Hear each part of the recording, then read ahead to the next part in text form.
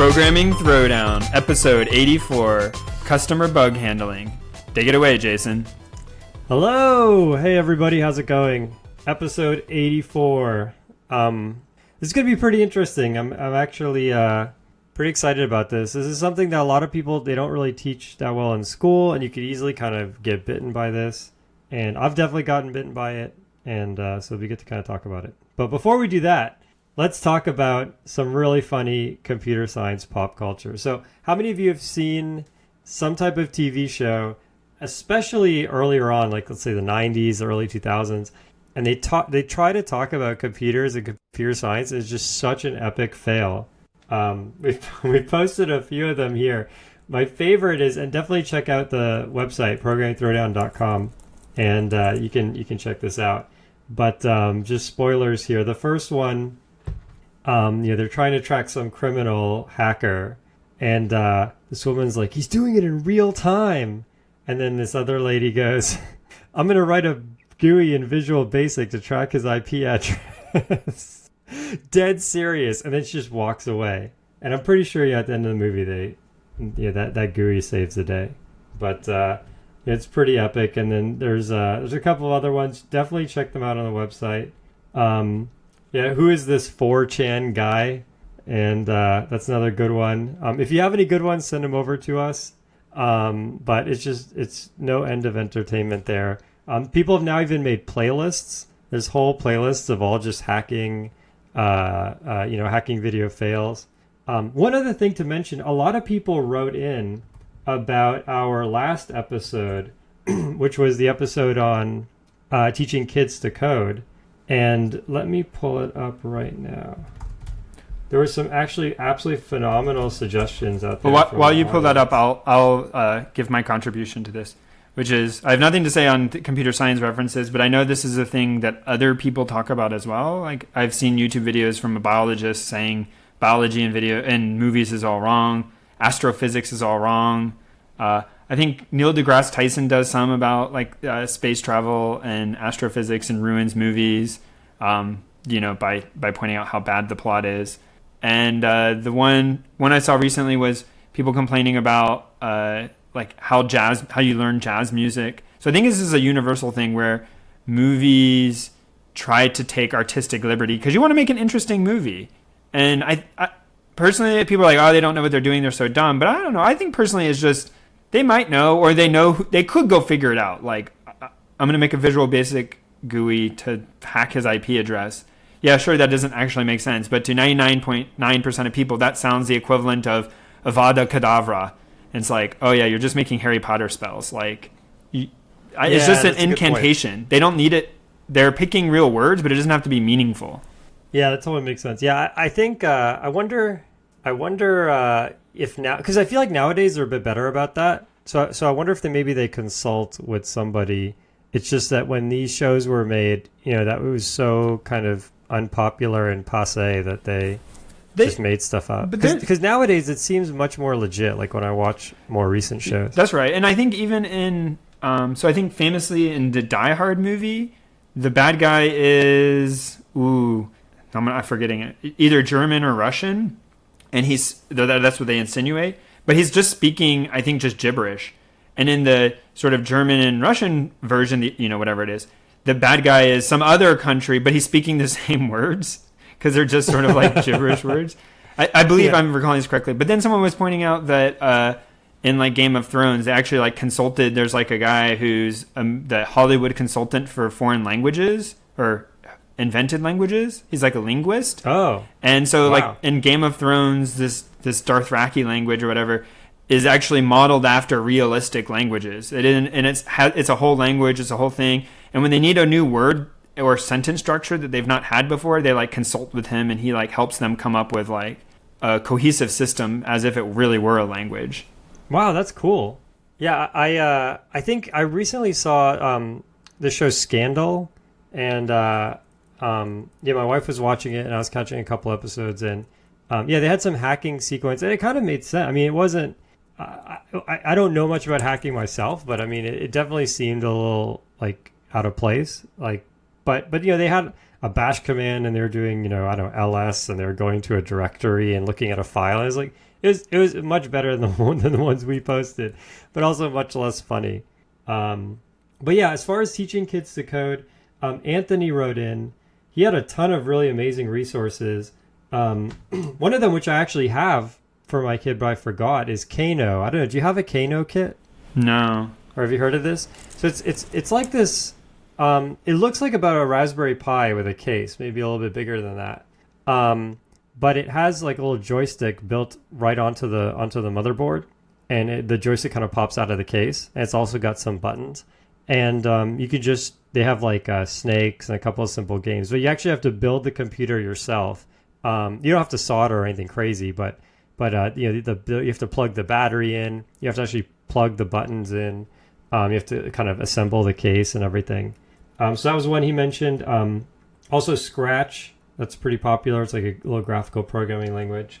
And then Betty wrote in, and Betty's actually a math professor at, actually I won't say the university just in case. I don't really know if people like mind us, revealing their identity or not. But anyways, with that in mind, I won't say where she teaches, but she's a math professor. And she recommended something called bricklayer.org, which looks really cool. So she actually founded it, and it looks like it has a bunch of different things for using Lego to teach kids math and things like that. So some really cool resources. I was actually really impressed that a math professor even listens to the show. So kudos to you, Betty, and also Anthony. Thanks for the heads up. All right, man. Is it time for news? Links? I think so. I completely lost. Do you want to do the first one? For some reason, I totally lost my... Yeah, no problem. All right, so the first one I have is running across an article about using, which apparently is built into both Excel, but this one and Google Sheets, but using the Google online version of Excel, the spreadsheet application, is being able to run simple SQL-like queries in it. I find it very difficult sometimes that I want to do something, and there almost always is a way to do it, of manipulating or filtering or searching for data. And so this points out that you can do some common SQL operations within a column in the spreadsheet. Do you have to install something? No, or it's built in? No, built in. It does not let you do joins, but it does allow for filtering, and it's in like sort of, to me, like the group by clause, the min of something, group by, order by, this is more not, I want to say intuitive is the right word, but it's more at hand to me because I've done that more recently. And so I'll link this, but this is from Ben Collins. And so there's some videos linked in even as well. To be fair, I didn't watch the videos, but I just looked at the examples and sort of got the gist. And so you can sort of say equals query, the column you want, select this other column, this other column, this other column, where, the whole thing. So I thought it was pretty cool. I had no idea. And then, apparently there's some stuff that works in Excel. So if you ever find yourself needing to use spreadsheets, I find is one of those weird things. There are many, many, many people who spend enormous amounts of time in spreadsheets. And really know what they're doing, when it's like a Python program probably could have done this way easier, but it's just what they're comfortable with. But on the flip side, I find a lot of times... I think the GUI for Excel is just amazing. Like the user experience is so nice. I'm really surprised that more languages don't have something like Excel, where you can kind of just easily see everything and things like that. Yeah. And I will say that for me, people from a CS background, though, I think sometimes underutilize. I guess you're sort of alluding to the same thing. But people from a CS background tend to underutilize spreadsheets. Because sometimes it really is fast just to dump a bunch of data into a CSV, open it up in Excel, Google Sheets, the OpenOffice. I'm not sure what it's called there. No, Numbers is the Mac OS version. There's LibreOffice, which is a fork of OpenOffice. That's the only one I know. Yeah, but they have a spreadsheet equivalent, but I don't know what the name of it is in that suite. Do you know? Okay. I think it's just called Sheets. I could look it up. Okay, doesn't matter. And any of those, anyways, dumping a CSV, opening them up in there, and being able to do something really quick, depending on your data processing skills in Python, may or may not be faster. With stuff like Jupyter notebooks and pandas, that story is becoming slightly less awesome if you know how to use those tools. They can often be, almost as effective. Okay, spreadsheet. But yeah, anyways, if you do know how to use this or are stuck with some data in that format, check it out. Yeah, it sounds awesome. Yeah, actually, there's RStudio, and that's the only thing. I guess MATLAB, right? I think MATLAB has a little spreadsheet type thing, but I guess cell editing. That's kind of like a sledgehammer, right? There really isn't a good, if you want Excel style where you just have all of your matrices are just completely visualized like that, like in those sheets. There's really nothing out there. I'm actually shocked. Well, actually, isn't there? There are some products, I've just never used them. There's Tableau, and there's another one, I can't remember the name of it, but I think people have done this. It's just none of them have gotten any popularity. All right, that's super cool. I'll have to try that out. My news is about deserialization issues. So, a lot of people might not have tried this, but in Python you have pickle, and in Java you have I can't remember. I think it's just called the Java serializer, and you have similar things in Ruby and things like that. And it's pretty amazing. Like in Python, you can actually you can pickle anything. So almost any object. If you try to pickle, let's say, a file pointer or something like that, you'll get an error. But you could pickle almost any object without having to write any serialization code. Like you don't have to, do a like concatenate a bunch of fields into a string and then figure out how to pull them back apart. It just does the deserialization for you. The serialization does everything for you, and it writes it to some binary file. So it seems kind of like magic. It seems really cool. The thing about it is it's so open-ended that, for one, it's not very efficient. So a lot of people don't really use it other than kind of, prototyping and things like that. Also, if the language upgrades, so if you go from Python 2 to Python 3, that could cause some issues. But on top of that, there's some real security vulnerabilities. And so I think that's, again, comes back to the whole fact that you could pickle almost anything. So there's actually a way where, and you'll have to read the article to get the details, but I think at a high level what's going on is, you unpickle something and it unpickles into, or basically someone has created, so you pickle a file and then you unpickle it later to get back your object, right? But let's say someone has access to that file and they can manipulate it or replace it with another file. Then you unpickle it and, thinking that it's the original file, and then just start using that class. But it turns out that person has kind of poisoned it. So for example, just a really naive example, let's say you could just pickle lambda functions. So you could pickle a whole function with all the operations. And so, you have .x equals 3. So you have my class .x equals 3. You pickle my class. And so that file now says, okay, my class had an object X and it was an integer 3.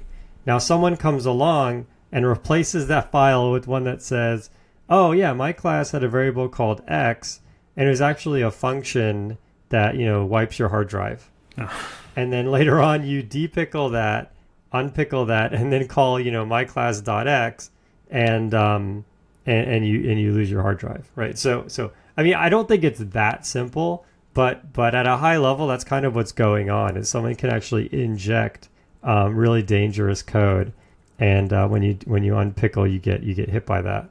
But it's a cool article. They link to some other articles, so it's a bit of a rabbit hole, but you can follow the rabbit hole down to some really good presentations where people talk about it in detail, and they show you they walk you through examples of how exactly this can happen.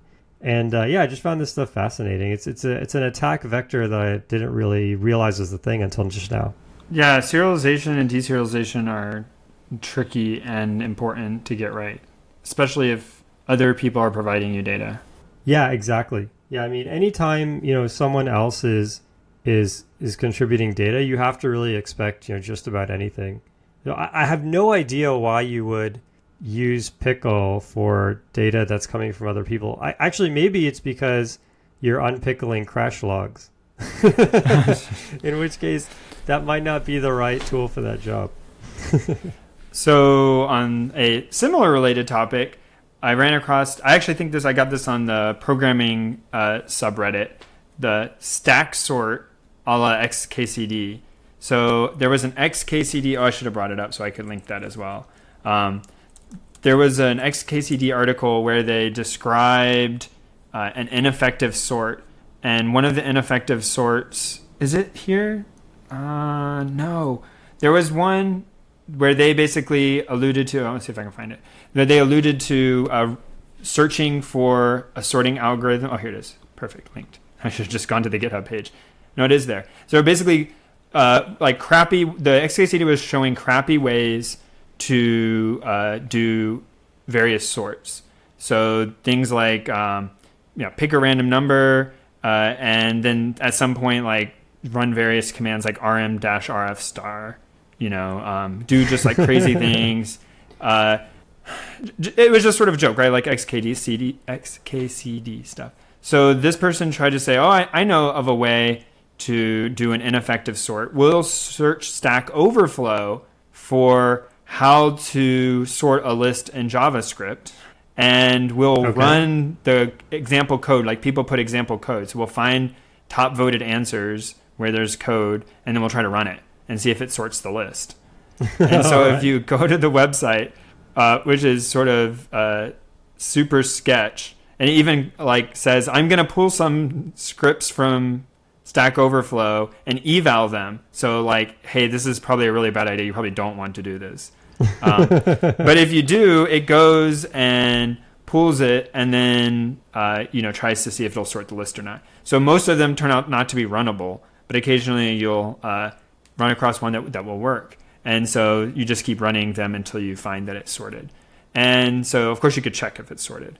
And then it's a little more clever though, because the first immediately obvious thing is to just start upvoting an answer that does something very malicious.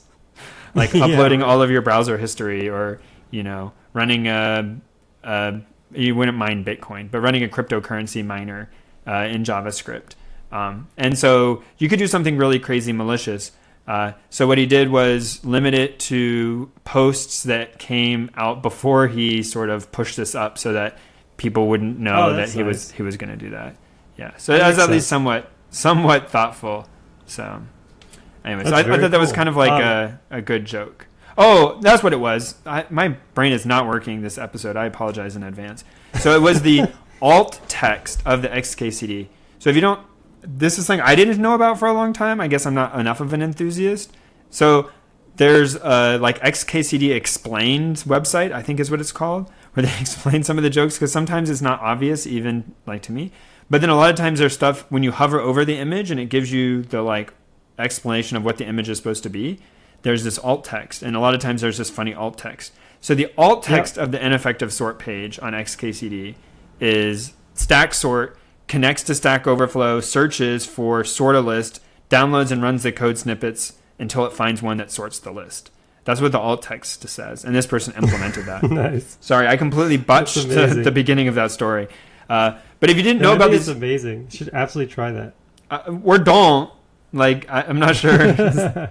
Sounds immediately like a terrible thing to do. Yeah, mine's a Bitcoin, sends it to Patrick, and then sorts the list. Takes a long time. I did notice, while we mentioned Bitcoin now a couple times, that the number of times I overhear cryptocurrency being mentioned randomly at work while walking by has dropped, very strongly correlated with the drop in price. Yeah, I mean, nobody's really talking about it anymore. It's pretty wild. Actually, they started cracking down on the browser-based miners. I saw that, so, yeah. Yeah, so there was an issue where there were some websites that were just mining cryptocurrency. So you would go to the website, and while you're on the website doing whatever you're doing on there, it's mining cryptocurrency.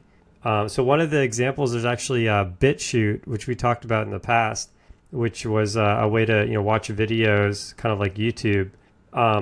they were running a cryptocurrency miner, and they actually they posted in their blog that they just turned it off because of pressure. I guess their ISP is going to shut them down or something. But up until now, they've been just mining Bitcoin on your computer, which is pretty wild. Yeah. So I don't know. So the reason why I said not Bitcoin is because I think Bitcoin from a CPU perspective is really bad now. But there are other coins which are still like designed purposely to work pretty well in a CPU still. And so I'm not sure the exact details. But I'm actually, that falls into, this is off topic, I guess. But it falls into a little bit of a murky thing. Because at some level, it's like if I go to YouTube and I'm watching a video for free, you can send advertisements. Or if you disclosed it properly, like not the whole time watching a video, but maybe for like the first 30 seconds that I'm watching a video, it's computing some hash, doing some work, whatever. And that's like the exchange for me being able to watch the video to like help offset the costs. Like at some level, it seems like it could be a reasonable business model. The issue is just doing it without people's consent. Seems a little like slimy, but I'm not clear why it became such a major issue. I think if they had popped up a box saying, you have to agree to mine Bitcoin to watch this video, I think it would be a totally different story. Yeah. Yeah, I guess I don't know. I don't know how I feel about it. People installing malware that does it on your computer, like obviously like sucks, right? They're doing something completely without your permission. Good. And there were some malicious, I believe, Chrome add-ons and other add-ons to browsers where people were doing it as well, slipping them into, well, that was an article yesterday or 2 days ago where there was a Node.js package that checked to see if you have a wallet on the computer, and if it had a certain number of Bitcoins, it would get your private key and send it to a command and control server. And this like Node package was imported by lots of major projects. Geez. I mean, that obviously like horrible, right? And or putting some sort of obfuscated crypto miner in a package that you manage as an open source thing without telling anybody. Like, I think those things are all pretty bad. But yeah, in general, it seems kind of like a decent trade you could make. Like, I'll go to your website in exchange for donating some of my compute power. Yeah, I mean, it seems fine to me. I mean, as long as, as you said, as long as the consent is handled correctly, I mean, I think it's fine. All right. My show topic is a retrospective on GraphQL. So we haven't actually talked a lot about GraphQL. I think GraphQL would definitely be a great show, and we should definitely. I'll add that to my list of things as I think about it. But just to kind of explain briefly GraphQL, it's a replacement for REST. So you typically have a REST API, and you'll have for example, you have a bunch of endpoints. So if I go to my website /API/me, it maybe returns some JSON with my information. If I go to /API/user, Patrick, then it gets his information if I have, access to it or whatever. And so you could build endpoints like this. But things kind of, especially for graph-based information, it kind of gets out of control. And it turns out a lot of things can be modeled as sort of a graph. So imagine you have email. So you have your inbox folders, and each of those folders have emails. Each of those emails have attachments. You can kind of see there's this sort of tree structure developing, right? And so you end up writing these really complicated query handlers for being able to return data. And typically, you end up needing to access different slices of data at different times. And rather than write, 10,000 query handlers, you end up writing one that returns more data than you actually need, just so that it can service, 3 or 4 different requests or different types of requests. And it just gets very messy. And so GraphQL is basically a replacement for REST, where you basically say, GraphQL, you own this part of my website. So it's like, /API/GraphQL. Like everything in there is owned by GraphQL. And then what they will do is it's just they will basically handle a lot of that for you. And so you can execute different queries, and you can ask for, certain pieces of information, and you'll only get back that information. It's really nice. I highly recommend it, especially, once if you're building a website that needs to kind of fetch data in that format. Like if you're building an email server, that's a great example. It's definitely a good thing to learn if you're doing anything web. And this company talked about their evolution from a REST API to GraphQL, what that was like, and they also have a list of lessons learned. So definitely give it a read. It's pretty interesting. They've been using GraphQL for 2 years, so they have a lot of different experiences. They have things that they like, things they didn't like, certain packages that they were using, things like that. And so yeah, if you're doing any web stuff, definitely check it out. All right, I think it's time for Patrick's book of the show. So we're gonna do something a little bit different. We didn't. There's not too much time between last show and this show, so I have to admit I haven't been doing much reading. Patrick hasn't been playing enough video games, so Patrick's gonna handle the book of the show, and I'll do the tool of the show. So with the Thanksgiving holiday, I just didn't end up commuting as much, and so as I've attested before, I call it reading, but I actually mostly listen to the books. And so I instead was using a different book over the Thanksgiving break, and I decided, hey, this would be good to talk about on Programming Throwdown because it's very programming related, and that is a cookbook. And that was sarcasm. It has nothing to do with programming. This book is The Food Lab by Kenji. I don't actually know how you say his last name. I guess it's Lopez Alt, but I know him from... I read about him when he writes for a website called Serious Eats. And although there have been more nerdy food websites that have been around in the past, this one is like a good balance of sort of like nerdy tech approach to doing things without it being a gimmick. And so he just takes like a more, what I would say like an engineer style approach to how to cook, where you'll see things like in traditional French. If you ever watched a lot of engineers talk about Good Eats, which was Alton Brown's Food Network TV show, where they kind of play the science of cooking. And it's sort of like that. Like, in traditional French tradition, oh man, I'm really out of it. You're not supposed to wash mushrooms under running water because they would absorb too much of the water. And so you're supposed to use this dry brush and really scrub at them to get the dirt out because mushrooms are really dirty. But then, like, is that true? Like, that's easy to test.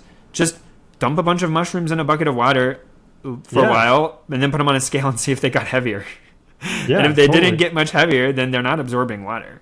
But those things are, how would you say that? Those things are not even, like, acceptable to question because that's how people have done it for hundreds of years. If you're adhering to taboo. high cuisine, like what do you mean? Like, you do it because you do it. And there's just no questioning of it.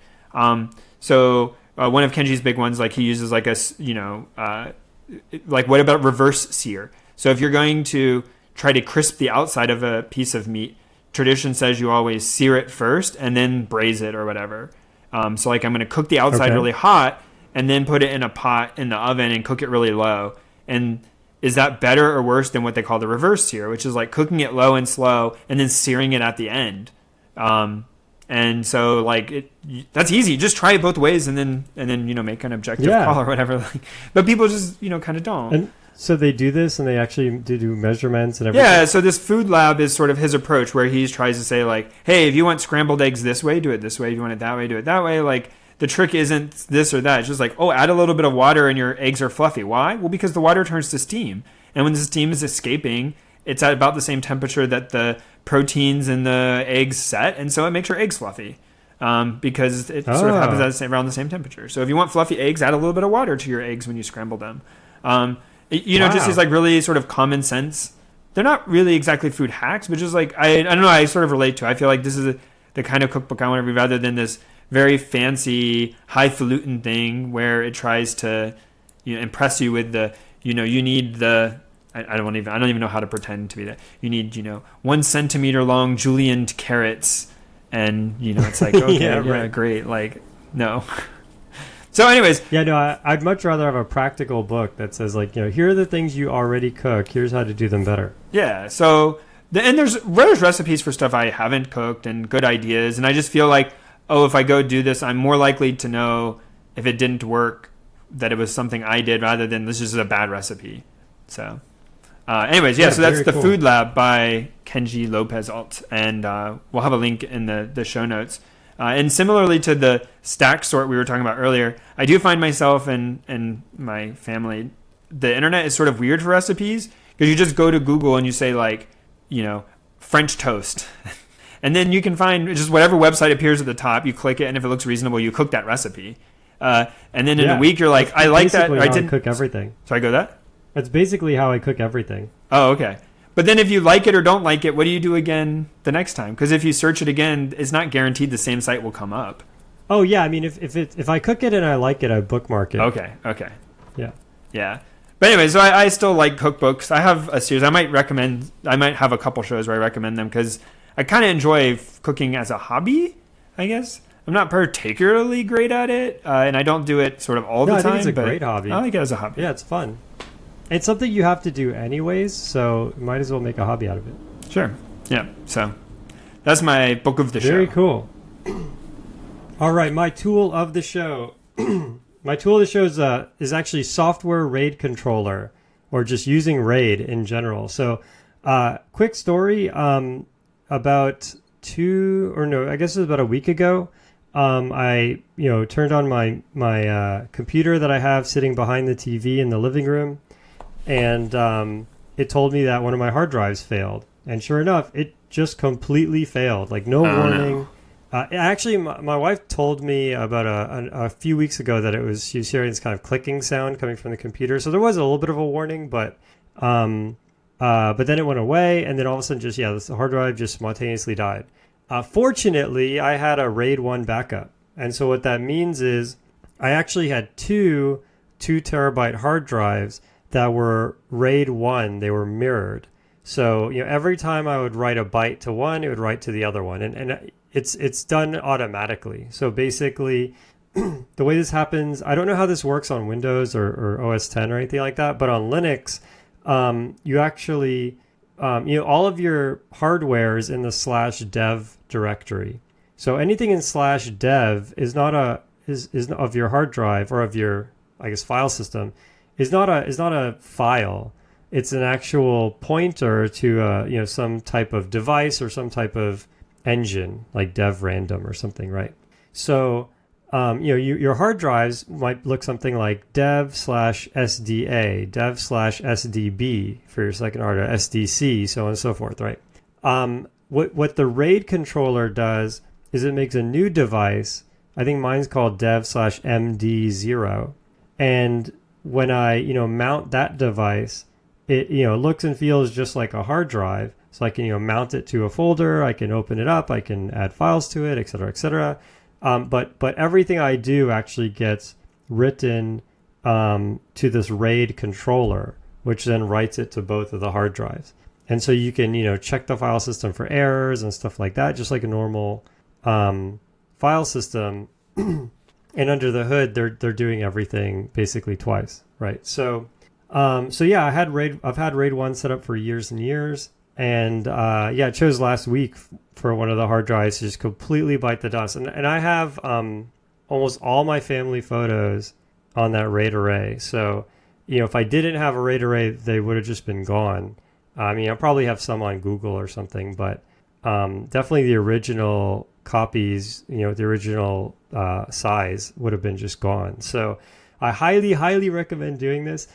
If you don't have a Linux machine, and you don't want to go the trouble of setting this up, you can buy one of these NAS devices. So there's a Symbology is one, Drobo is another one.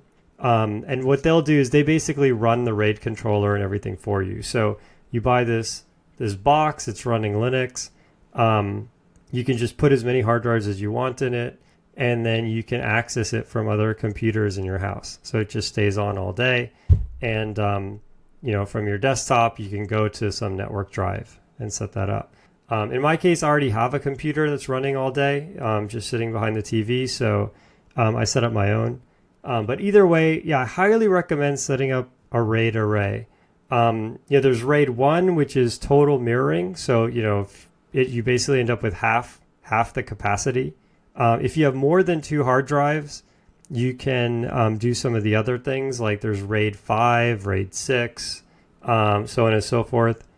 Basically, I think the idea is that, as long as you have N hard drives, you can lose one of them. Like the RAID 5 is set up so that you can lose one, and as long as you don't lose another one while the remaining hard drives are recovering from the loss, as long as you don't lose another one in that time, you're okay. Which is, it's highly unlikely you're going to lose 2 in a row. So yeah, definitely set up RAID. It really saved me. I went to Amazon. I bought a new 2 terabyte hard drive. When it arrived, I plugged it in where the old one was. I told my RAID controller, hey, add this new device. It told me it was going to take 220 minutes to replicate. But even during that time, I could add files to the RAID array. Like, it's smart enough to just work, like be completely available while it's replicating and all of that. So it's pretty magical, actually, how it works. And it totally saved me. So that's my tool of the show. Nice. Also, it seems brave that you didn't just like that? Wait the 220 minutes. That's only like 3 hours, right? Like yeah, well, I was kind of curious. Oh, okay. So yeah, I created a dummy file just to see what happened. And it was pretty dangerous, but I live on the edge, I guess. Okay. Yeah, I have something sort of similar. Although I'll admit my NAS, the network attack storage I have, is RAID arrayed inside, but I sort of use backup between my desktop and it as the backup strategy, I guess. So I don't have like that makes sense. My individual computers aren't rated. Yeah, that makes sense. Yeah, that's true. My desktop isn't rated. The only thing I have rated is the family photos. Okay. And I also have that backed up. So. Yeah. And I assumed my NAS was hardware RAID, but it could be software RAID. I don't think hardware RAID is a thing anymore. Oh, really? Because I was thinking about this. Like I remember in like early 2000s when you could get a hardware RAID motherboard. Yeah. But nowadays, the RAID uses such a trivial amount of CPU because of Moore's law and all that. I don't think you can even get a hardware RAID. I mean, or if you can, it's like for some super industrial setting.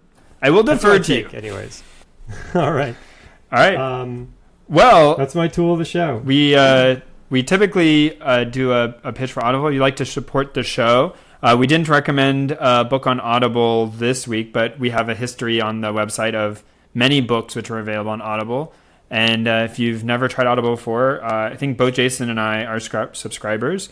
And so we both enjoy it and pay happily for our own subscriptions. But if you haven't and you would like to become an Audible member and get a free book in the process, you can go to audibletrial.com/programming throwdown and check out one of the many, many books that they have. And like I said, look in our show notes for many recommendations we've made throughout time. Short books, long books, funny books, happy books, sad books. I think they got something of everything there. It really is actually kind of overwhelming. And they have sales too. Like while you're a member, you're able to get other books on a discount price. So it's a pretty good arrangement. I actually like it. Yeah, same here. I'm a big fan. If you don't want to support us on Audible, you can support us on Patreon. Or even if you do, you can support us on both. So Patreon is pretty cool. It's you can give up to $1. Actually, this is the last month before the Christmas show.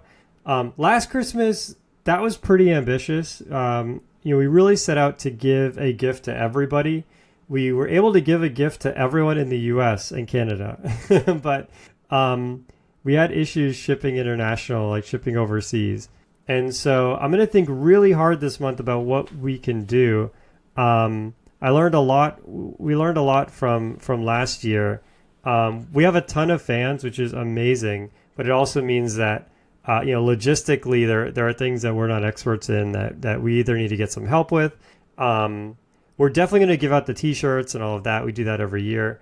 And that's pretty easy. They drop ship for us.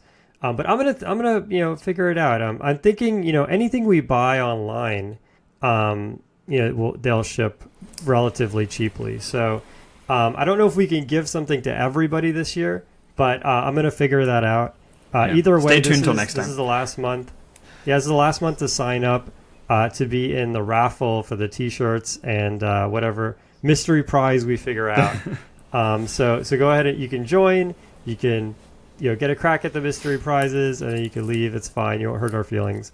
But also, while you're a Patreon subscriber, you get access to the Patreon RSS feed, which is the super fast download. Downloads way faster than you can listen to it.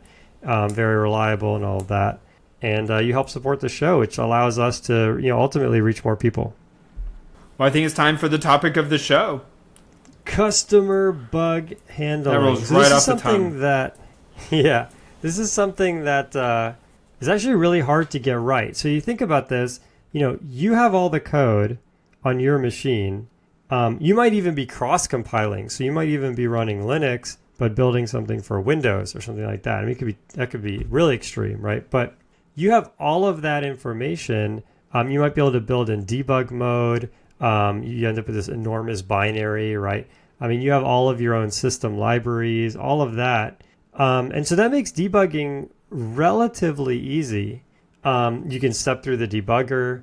You can do all sorts of stuff like that. The issue is what happens when you send your program to someone else, or you deploy your website, or you push a mobile app, and then all of a sudden you start getting reports that, hey, it locked up, it crashed, things like that. Like, what do you do then? And it turns out that question is not trivial to answer. Actually, it's actually kind of surprising that there hasn't been just something that just has solved this for everybody. It seems like such a fundamental problem, but I guess it's just so fragmented, the ecosystem, that's hard to really do that.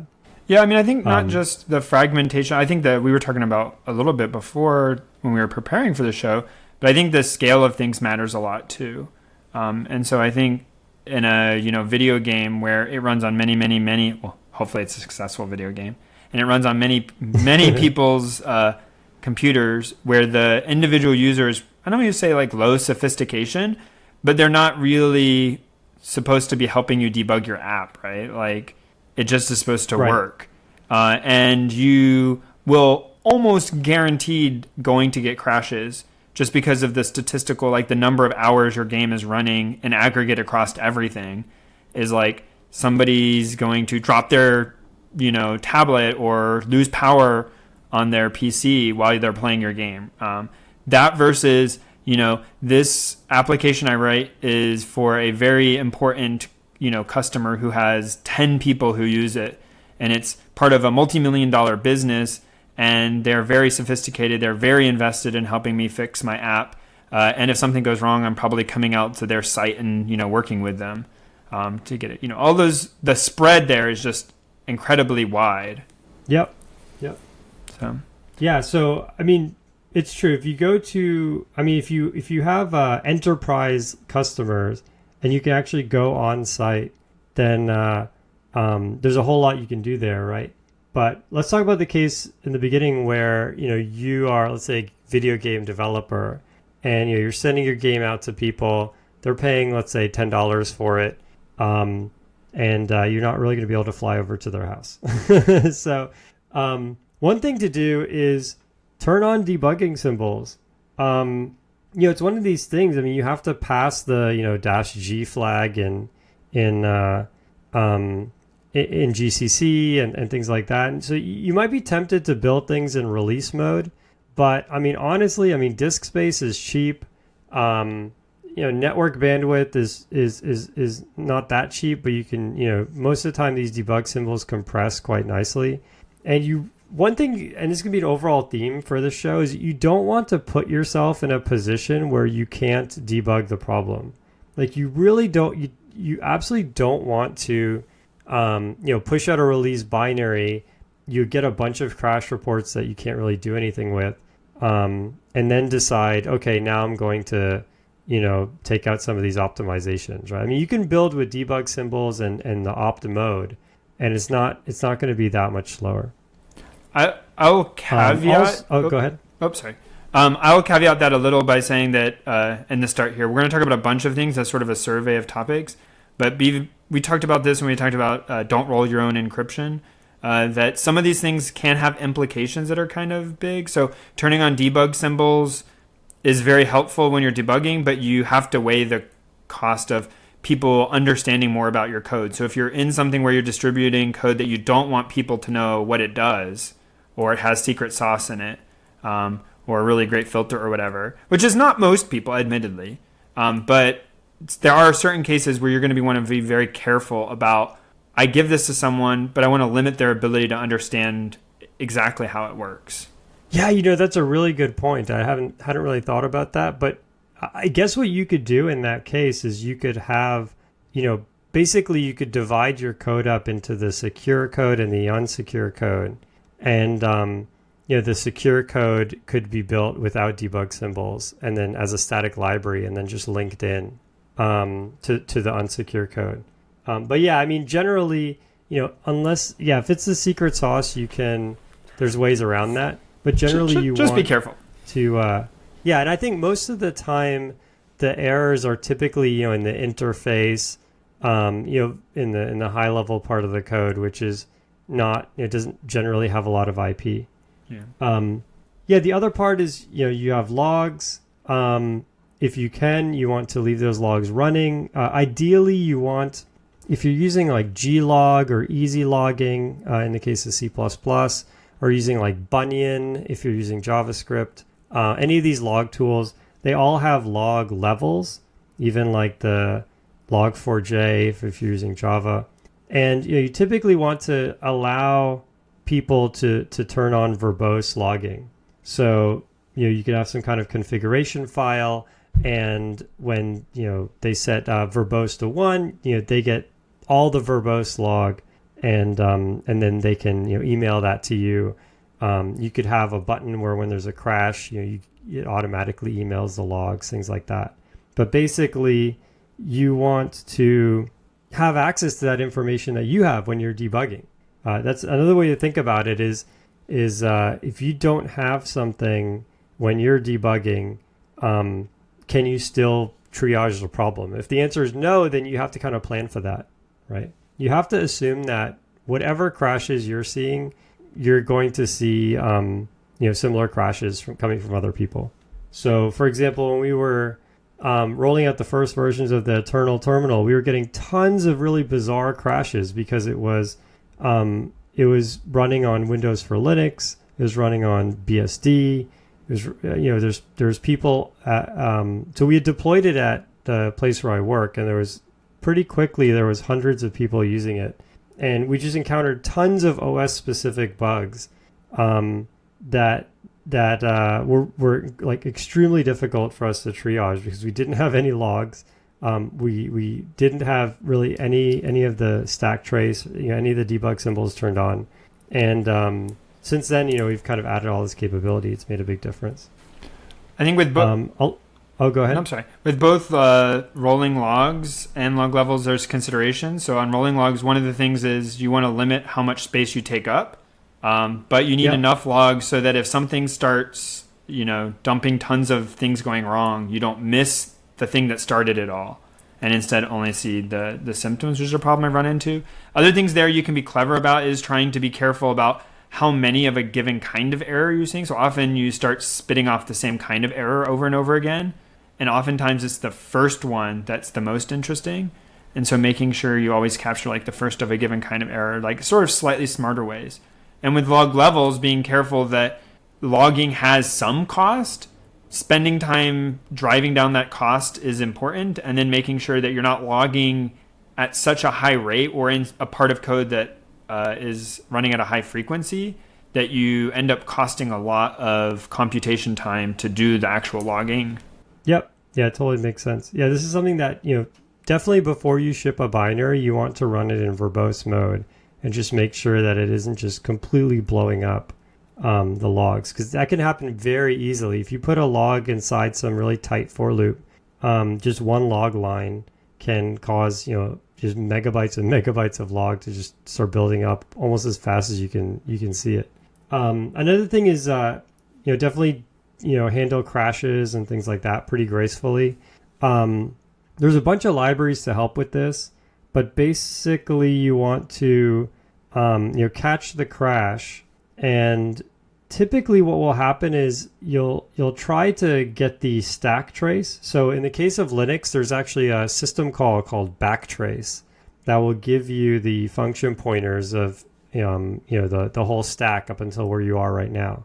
And so you'll want to run backtrace and then dump that to a disk to file or something, or to a log or something like that.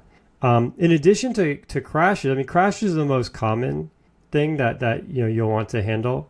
But also there are signals. So for example, if you divide by 0, well, depending on the programming language, but I think in C you might get an exception. But I'm sorry, in C++ you might get an exception.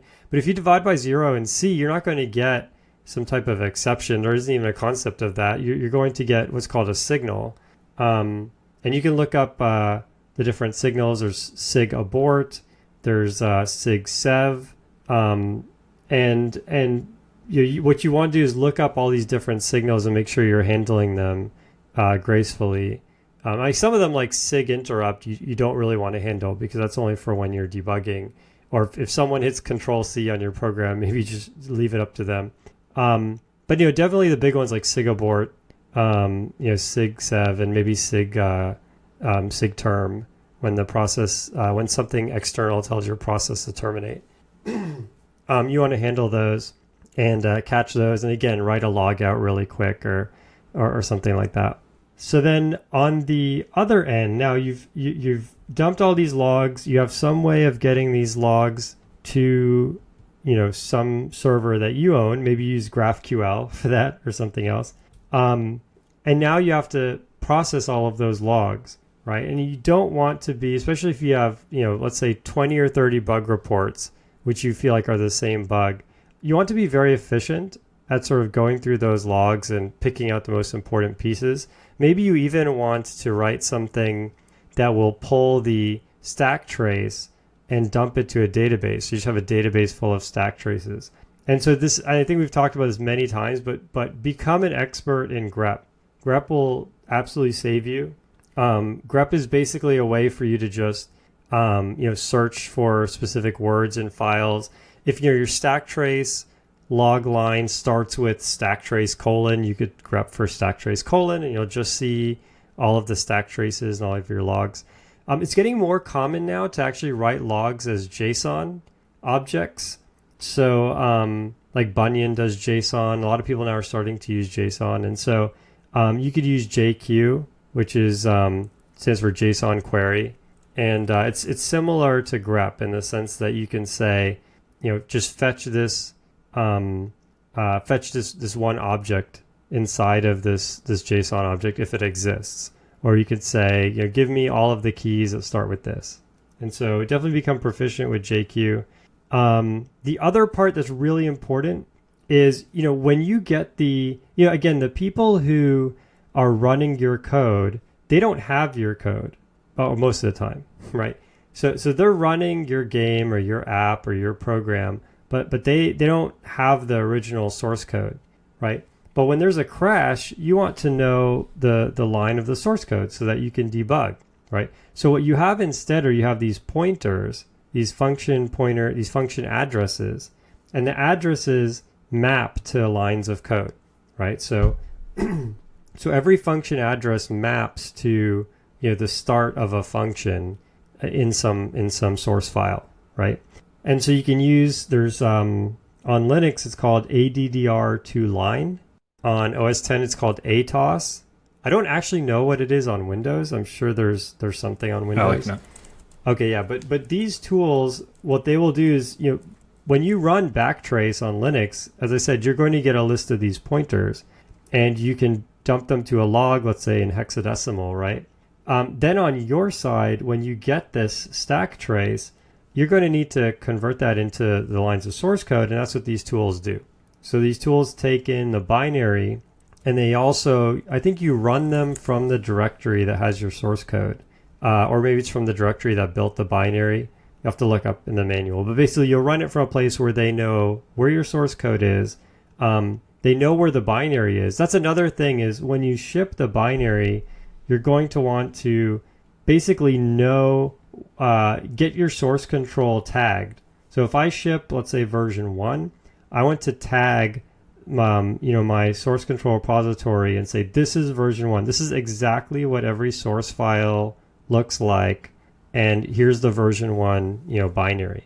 So then if you get a crash back, you can load that version 1 binary. You can download that. You can get the pointers from that stack trace.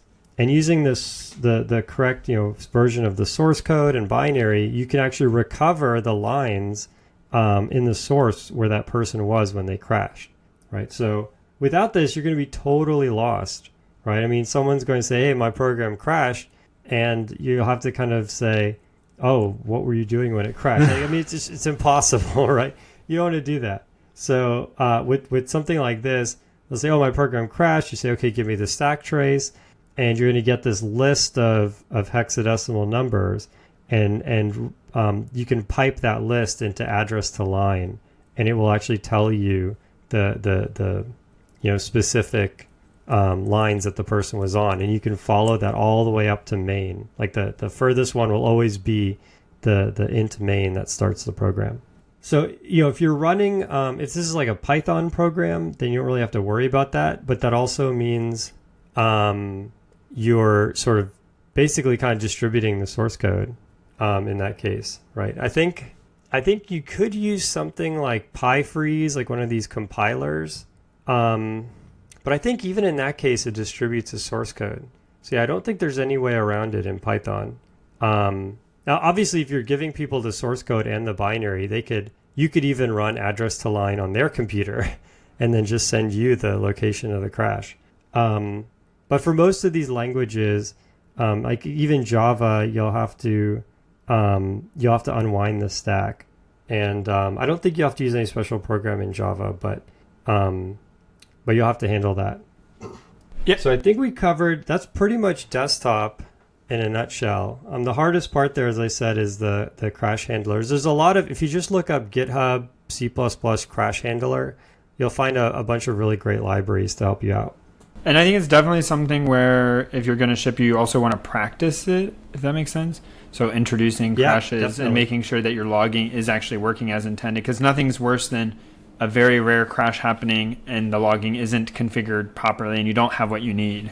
Yeah, actually, I can't remember. Oh, I think it's Android. And I don't know if it's in the modern Android, but there was definitely a version of Android, or maybe I'm mixing things up here. But there was something I saw where basically you could cause a crash. Like there was just like a expert menu, and you could go into a developer menu, developer settings, and one of the developer settings was crash. and I just, out of morbid curiosity, I tapped it, and yeah, it crashed.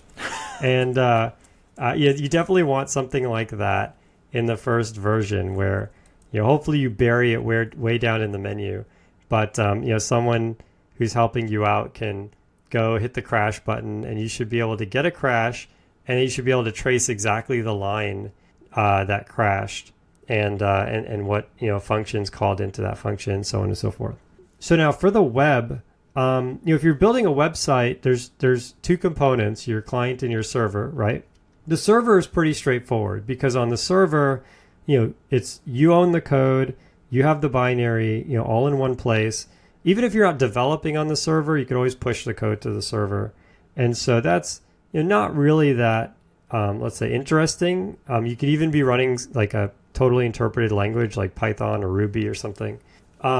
It's much more interesting when you get crashes on the browser, right? Now, this isn't, literally crashing the browser, because that's always Chrome's fault. If you can crash the browser, that's pretty much on them. But if your code causes an exception, that's typically the thing you got to watch out for. So, for example, you're getting the mean of a list of values, but the list is empty, and you divide it by 0 or something like that. So in this case, your browser JavaScript will throw an exception, and you have to handle that. And so typically on the web side, the way this works is, because the JavaScript is, because the source code of the JavaScript is sent to the browser, you don't have to worry about address to line or anything like that. One thing you do have to worry about is is the demangling. So if you do, for example, you run like one of these scripts that compresses your JavaScript code, it might take out all the new lines. And then now, big surprise, every crash happens on line 1, right?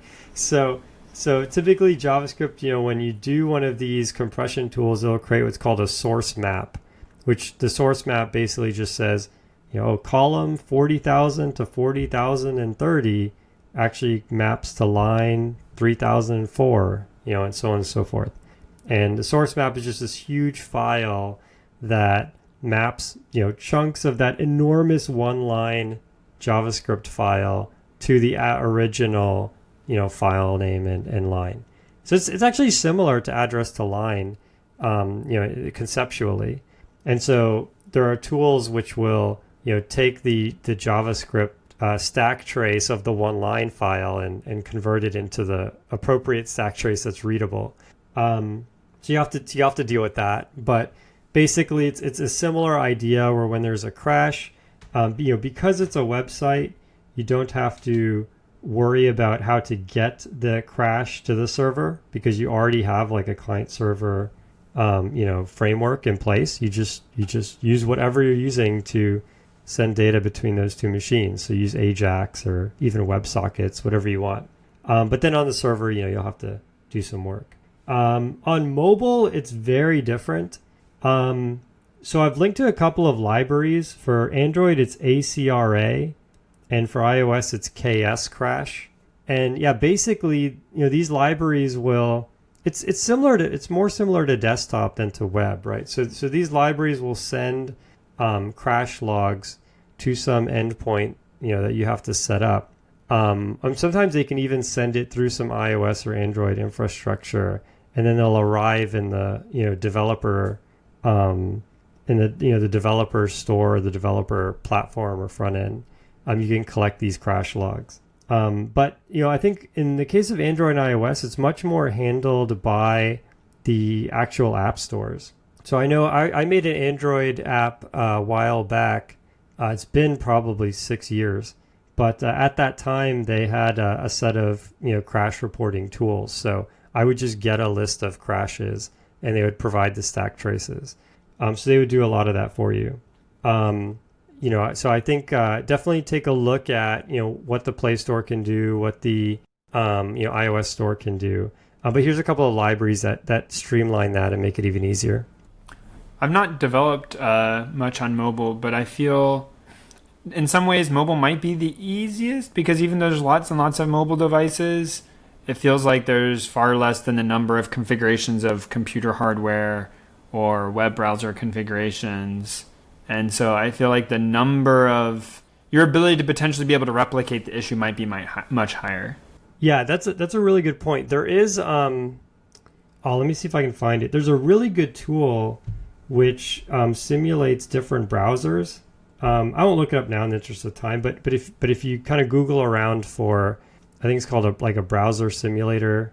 But basically, literally on the left-hand side, it has a panel, and you can choose like Chrome, Firefox. I'm sure it can't simulate everything because it's just trying to run your JavaScript kind of through this middleware layer.